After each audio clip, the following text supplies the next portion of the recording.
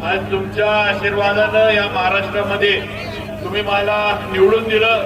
या महाराष्ट्रात 2 नंबरचं मताधिक्य तुम्ही मला दिलं आणि आज तुमच्यामुळं तुमच्या ताकदीमुळं आज महायुतीच्या या सरकारमध्ये भारतीय जनता पार्टी आणि आमचे नेते आपले नेते देवेंद्रजी फडणवीस यांच्या नेतृत्वाखाली आज कॅबिनेट मंत्री म्हणून मी काम करतोय।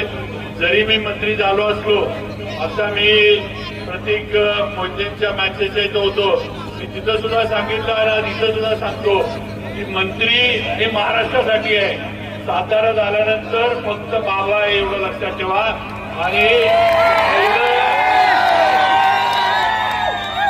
सातारा झाल्यानंतर पहिला सातारा, पहिला आपण सातारकर आणि मग काय असेल ते लवाजमा जो असेल तो नंतर।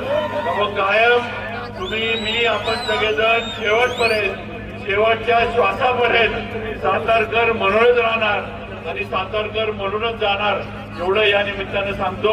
परत एकदा सगळ्यांचं मनापासून स्वागत, सगळ्यांचं मनापासून आभार, बाळासाहेबांचं मनापासून आभार मानतो आणि वाढदिवसाच्या शुभेच्छा आपण दिल्या त्याबद्दल थँक्यू आणि लव्ह यू ऑल एवढंच सांगतो।